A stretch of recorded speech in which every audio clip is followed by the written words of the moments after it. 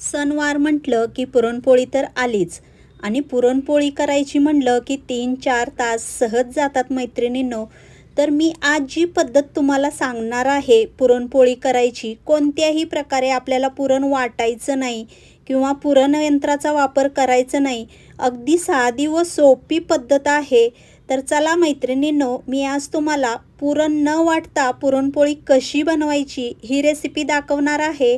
नमस्कार मैत्रिणींनो, आजच्या रेसिपीमध्ये आपण नागपंचमी स्पेशल पुरणपोळी बनवणार आहोत. त्याकरिता बघा, इथे मी हा 1 कप आहे, मेजरमेंटचा कप आहे हे 2 कप मी डाळ घेतलेली आहे. ही डाळ स्वच्छ निवडलेली आहे.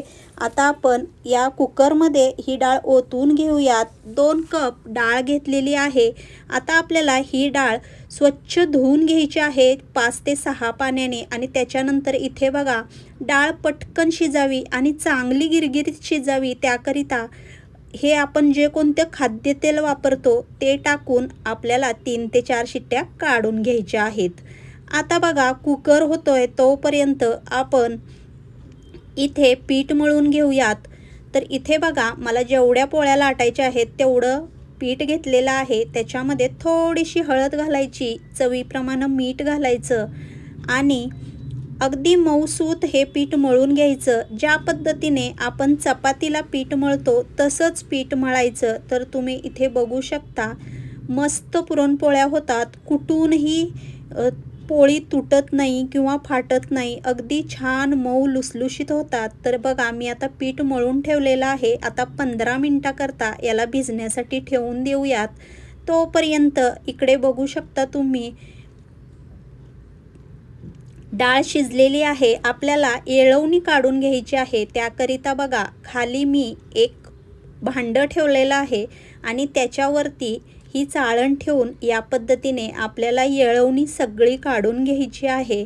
तुम्हाला मी डाळ ही दाखवते किती छान शिजलेली आहे. या पद्धतीने डाळ शिजली ना की अजिबात आपल्याला पुरण यंत्राचा किंवा पुरण वाटायची झंझट राहत नाही. तर बघा, येळवणी एवढी निघलेली आहे. आता आपण दुसरं एक भांडं घेतलंय आणि त्यावरती पूर्ण हे डाळ आहे ना ती कोरडी करून घेतलेली आहे. आणि डाळ बघू शकता तुम्ही किती छान अशी शिजलेली आहे. आता या डाळीतलं पाणी आहे ना पूर्ण कोरडं झालेलं आहे. आता आपण ही डाळ या पद्धतीने ग्लास, तांब्या, कोणतेही असं खालचा भाग जो चपटा असेल त्या चपट्या भागाने याच पद्धतीने अगदी आपल्याला या पद्धतीने डाळ वाटून घ्यायची आहे. म्हणजे या चाळणीमध्ये तुम्ही बघा, अगदी पटकन होतं आणि गरम गरम डाळ वाटली ना की वेळ लागत नाही. तर तुम्ही बघू शकता, इथे मी आता डाळ वाटून घेत आहे.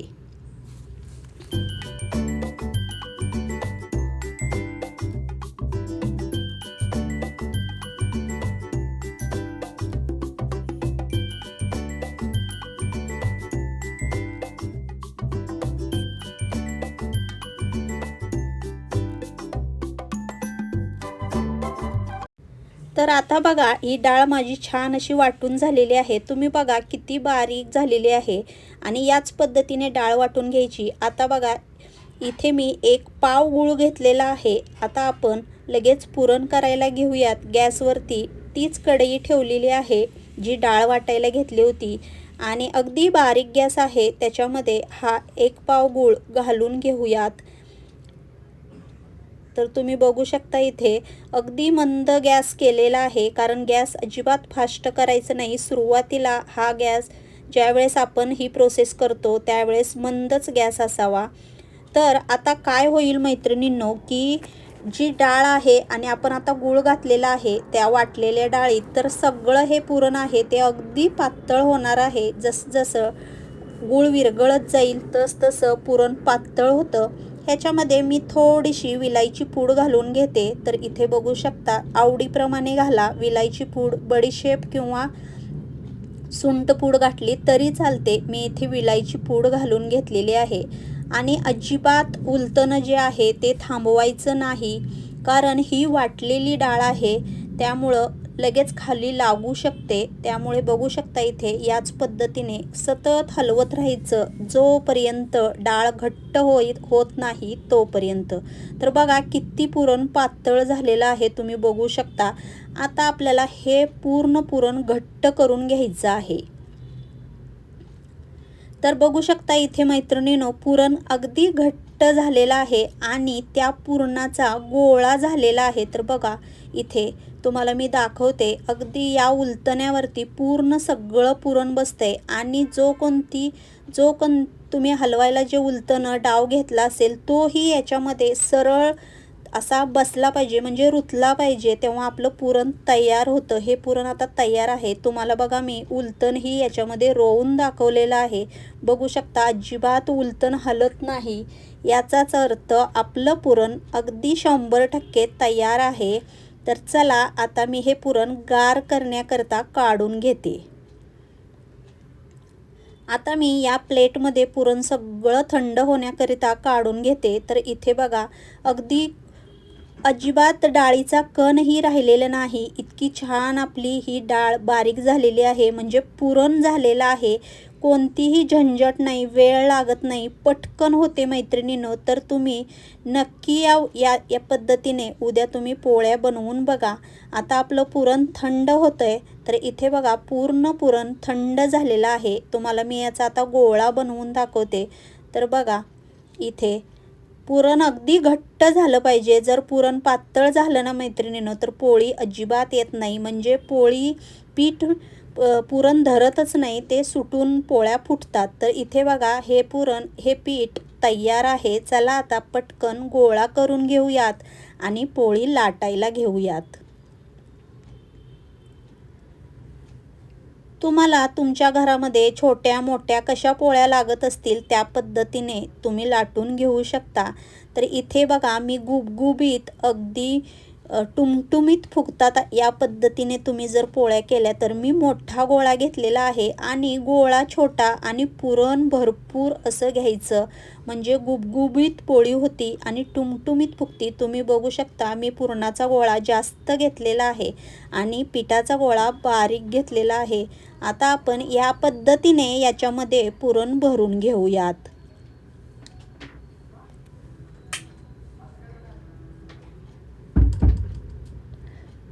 तर बघा एक गोळा भरून झालेला आहे. मी तुम्हाला दुसराही गोळा भरून दाखवते आणि मग आपण पोळ्या लाटायला घेऊयात. या पद्धतीने पारी करून पुरण भरलं की अगदी छान भरतं आणि वरती जेवढं पीठ आलेलं आहे ते एक्स्ट्राचं पीठ काढून घ्यायचं आणि जर नसेल थोडंसं असेल तर ते तिथंच दाबून घ्यायचं. तर बघू शकता मस्त असे मी गोळे बनवून घेतलेत. आता पटकन पोळ्या लाटून घेऊयात.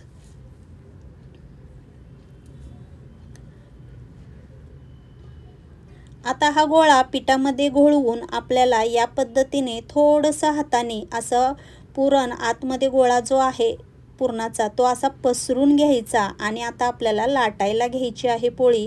अगदी हलक्या हाताने लाटायची मैत्रिणींनो.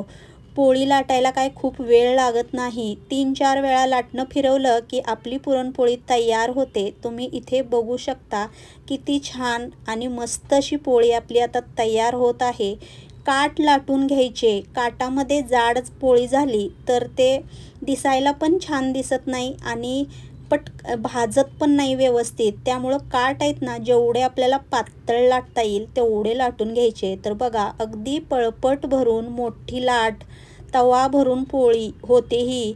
तर खूप सुंदर लागते मैत्रिणींनी चवीलाही. तर बघू शकता मी हाताने तुम्हाला उलटी पालटीही करून दाखवत आहे आणि जेवढी माझ्याकडून पातळ लाटता येईल तेवढी लाटून दाखवत आहे. तर बघा मस्त अशी पोळी लाटून झालेली आहे आणि अगदी काठोकाठ पुरण गेलेलं आहे, तुम्ही बघू शकता.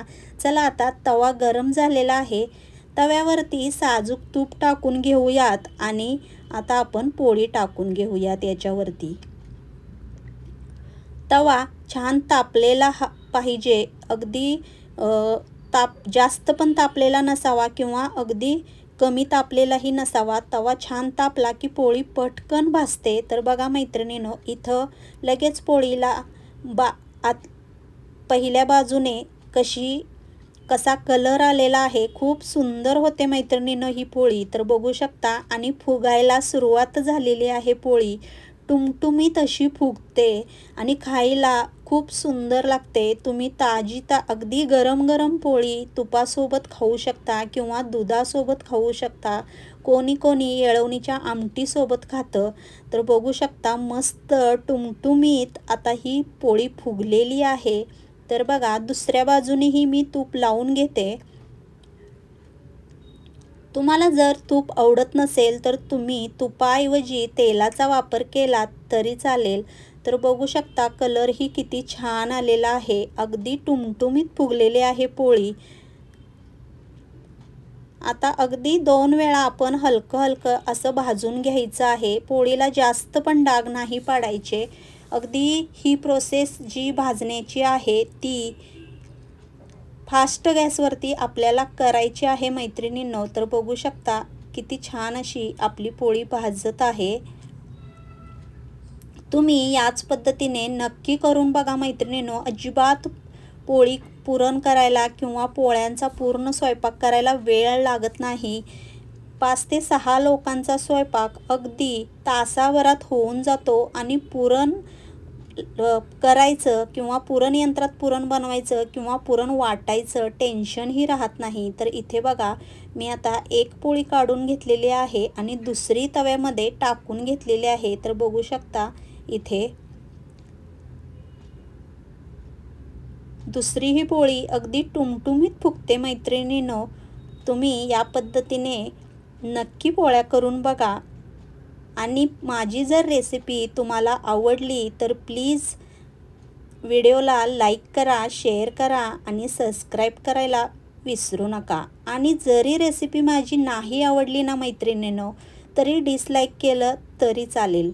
तर इथे बघू शकता तुम्ही दुसरी पोळी ही छान फुगलेली आहे. आता हे तूप थोडंसं जास्तच झालं आहे, पण जशी पोळी फुगल तसं ते तूप दुसऱ्या बाजूलाही जातं. त्यामुळे मी आता पलीकडच्या बाजूला अजिबात तूप लावणार नाही. तुम्हाला दिसेलच व्हिडिओमध्ये. तर बघा टुमटुमीत अशी पुरणपोळी फुगलेली आहे मैत्रिणींनो. खूप सुंदर लागते.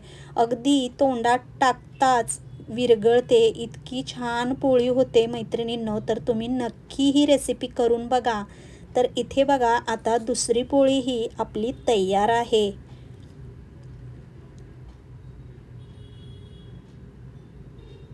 तर बघू शकता किती टुमटुमीत फुगलेली आहे पुरणपोळी. आता चला ही पोळी ही छान भाजून घेऊयात आणि तुम्हाला मी अगदी व्हिडिओमध्ये पोळी पूर्ण खोलूनही दाखवणार आहे. म्हणजे उलगडून दाखवणार आहे की अगदी काठोकाठ कसं पुरण येतंय.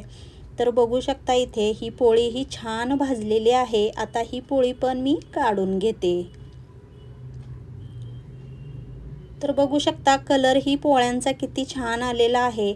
तर बघा अगदी मस्त छान भाजलेले आहेत. कच्चापणा तर कुठेच नाही, पण डागही जास्त नाहीत पोळ्यांवरती. तुम्ही बघा, तुम्हाला मी आता एक पोळी अगदी सगळी उलगडून दाखवते. काठोकाठ पुरण पसरलेले आहे मैत्रिणींनो. तर बघा, बघू शकता अगदी कडेपर्यंत पुरण आलेलं आहे. पूर्ण पोळी तुम्हाला मी आता खोलून दाखवते. तर बघू शकता किती छान अशी ही पोळी तयार आहे. आणि उद्या नागपंचमी आहे मैत्रिणींनो. सगळ्या माझ्या लाडक्या मैत्रिणींना नागपंचमीच्या खूप खूप शुभेच्छा.